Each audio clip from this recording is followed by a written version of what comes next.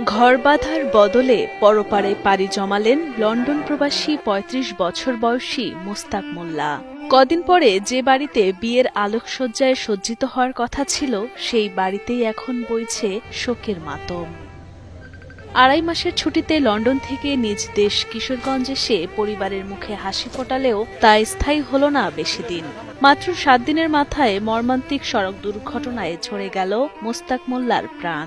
এই যে আলী হোসেন বাড়িঘর সবকিছু এই যে আছে, গেট কোড কত সুন্দর করে করছে। আজকে উনি নাই, উনি বোধ এনে গেছেন। ও নাম এই যে বাইরে হইলো গাড়ি নিয়ে ঘুরতে বাড়িলো, বাড়িতে গহনা অ্যাক্সিডেন্ট করছে। ৩৫ বছর বয়সী মোস্তাক মোল্লা ছিলেন কিশোরগঞ্জ সদর উপজেলার রশিদাবাদ ইউনিয়নের ভাটগাঁও গ্রামের মৃত আশরাফ উদ্দিন মেনু মোল্লার ৭ সন্তানের মধ্যে বড় সন্তান। লন্ডনে অনার্স সহ মাস্টার্স সম্পন্ন করে সেখানে রেস্টুরেন্টে ম্যানেজার পদে যোগদান করেন এবং নাগরিকত্ব পান সেখানকার। জানা যায় তার ভাইও জার্মান প্রবাসী।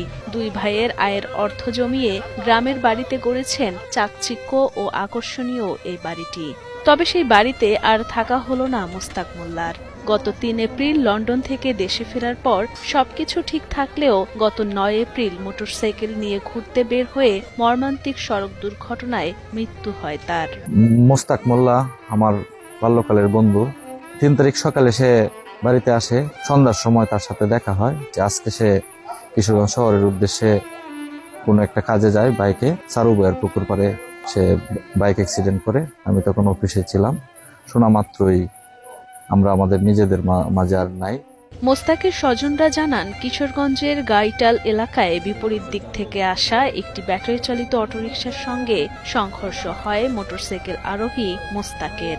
স্থানীয়রা গুরুতর আহত অবস্থায় তাকে কিশোরগঞ্জ হাসপাতালে নিলে সেখান থেকে আবারও উন্নত চিকিৎসার জন্য ময়মনসিংহ নেওয়ার পথে বিকেল ৪টায় শেষ নিঃশ্বাস ত্যাগ করেন তিনি। উনি তো অ্যাক্সিডেন্ট করছে, তখন আমরা ফোন দেওয়ার সাথে সাথে আমরা সদর হসপিটালে গেলাম।